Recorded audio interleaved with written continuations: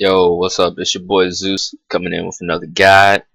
This time the guide is gonna be on Bird, aka Sentinel, whatever the fuck you want to call it. Alright, let's get into this. Alright, so for my first ability, I go for abduct. I go for abduct over kidnap because kidnap it doesn't do damage while you're holding them. And anybody can break your kidnap instantly and your damage is just wasted.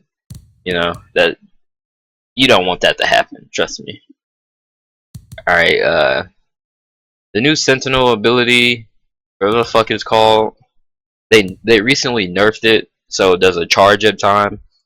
Now you really don't want to use it because of that charge up time, and the charge up time being like 1.5 of a second, and it makes the abduct noise and all that. The reason why it's bad is because you can get warbolt out of it, you can get bullet out of it. Beastmaster can shoot you back. Like, you just want to avoid that until, maybe the future when it sees a buff, maybe. Because it was a little overpowered when it first came out. By a little, I mean a lot. Anyway, moving on to your primary ability. Primary ability, you always want to go with puncture. Never skip out on the puncture. Never skip out on puncture. Wing flap, you might be able to do something with it, one day. Because technically, it's not bad. And this is the reason why it's not bad. Because it has a CC ability. Or it has some type of CC. Which is like a knockdown, knockback, however they want to fucking call it. They call it a knockdown here.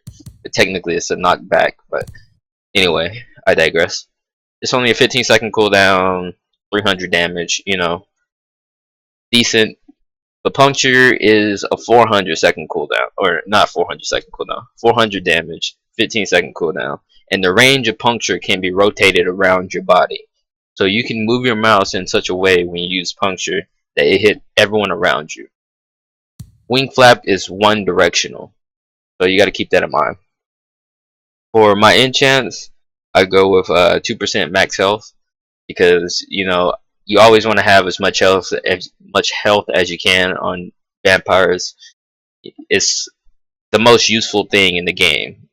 One of the most useful added mechanics in the game is stacking that health on.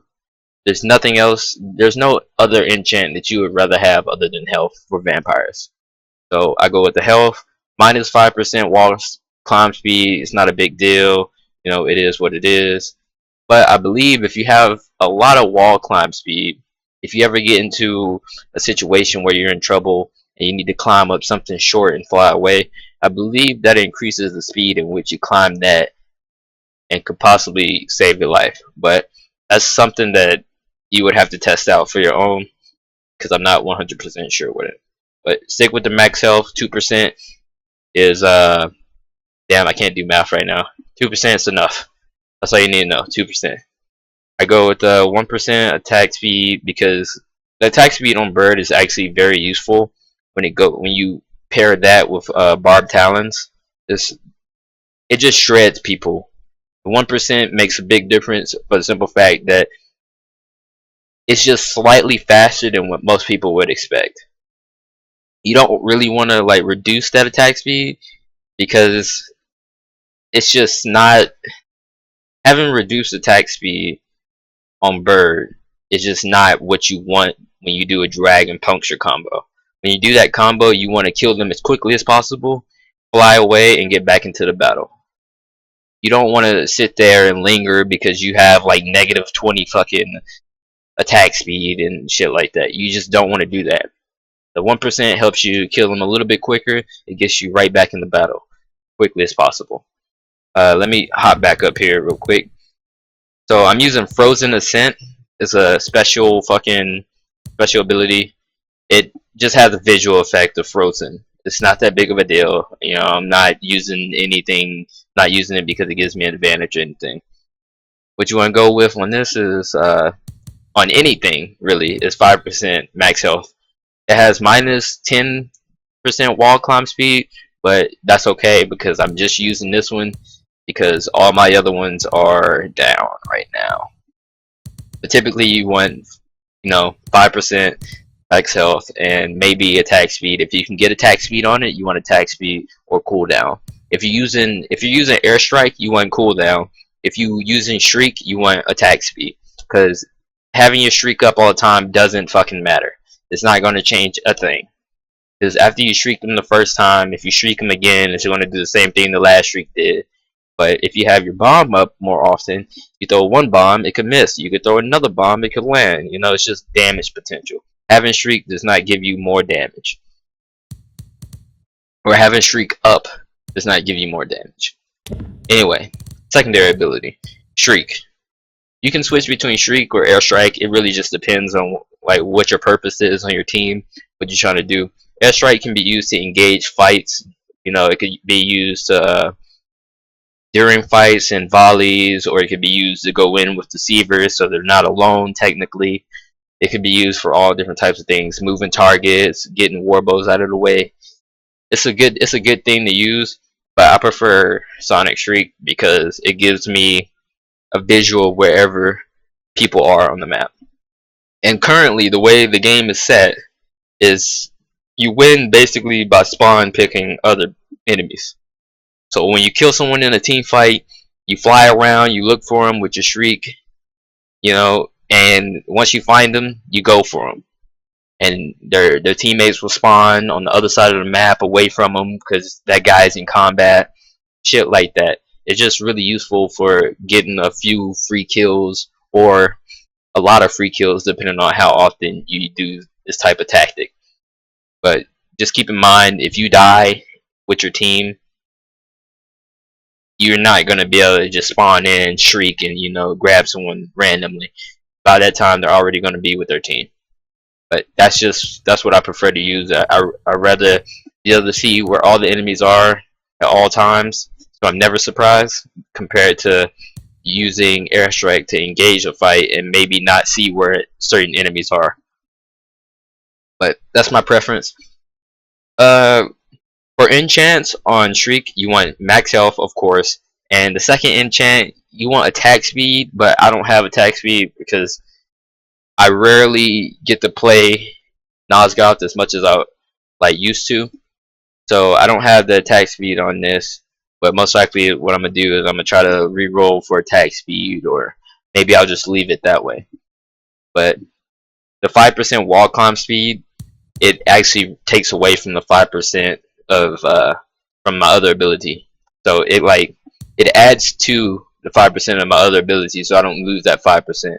So now overall I'm just losing 10% wall climb speed instead of the 15%, which is, you know, useful in its own right. Minus 2% dodge distance and plus 2% dodge cooldown. Dodge cooldown and dodge distance, I don't believe they play like a significant part in much.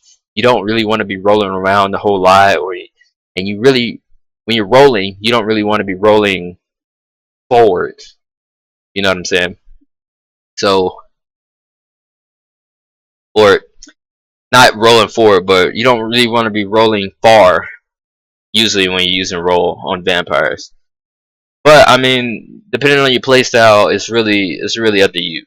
Me personally, I don't like rolling a lot. I rather melee, get some damage, and, you know, dive with my team, or, you know, use the shit to get closer to certain people, or roll around in a little small area. I don't really want to roll too far away from my target and miss the melee and die. Like, this is how you get outplayed, is the dodge distance and dodge cooldown. It's really up to you what you're comfortable with, like how much you're comfortable with having and how much you're comfortable with losing. So it's a preference. Me personally, it doesn't matter to me. I keep it 100. I keep it the way it is right now. I don't care. Moving on to talents. Talents, majority of the time you want to go with barb talents, but the way the meta is nowadays, this is the overall best one, people would say. But you could go with cooldown reduction if you're using nade a lot. You can go with the flying one that reduces your damage if you're flying around a lot, which you shouldn't be. If you're playing bird, you should never really be flying a lot.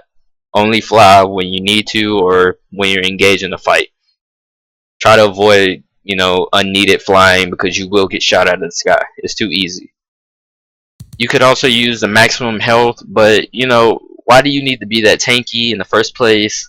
I don't know, but it could save your life if you have 10% bonus health. It's really just your preference, what you want to do. You could go with the attack speed. The attack speed is useful. You know, it could potentially make up for the 80 damage on each melee, or technically the 40 damage added on each melee. It really just depends on you. But if you die with rapid attack speed, if you die with rapid fury on, you're not going to get that chance to, you know, maybe gain a kill on somebody because they bleed out. So just keep that in mind. But it's really just preference. The only one that is bad is killing spree, and that's really just, that's how you, it depends on how you play. How you want to play the game is how you should build your character. But me personally, I stick with barb tools, shriek, puncture, and abduct. And I have max health on all of these besides my talent, of course. But the 80 bonus damage is always useful to me in certain situations when I need to get that last kill. Execute, obviously executes don't make you better at the game, but I have winged death on. Here you can see the video. Amazing, I know. Winged death is a pretty cool animated thing that you can go with. Boast, why the fuck would I use boast? But anyway, thank you guys for watching. I appreciate it. Be sure to like, subscribe, dislike, comment, whatever you want to do. It's really up to you. And this is your boy Xeus. I'm out.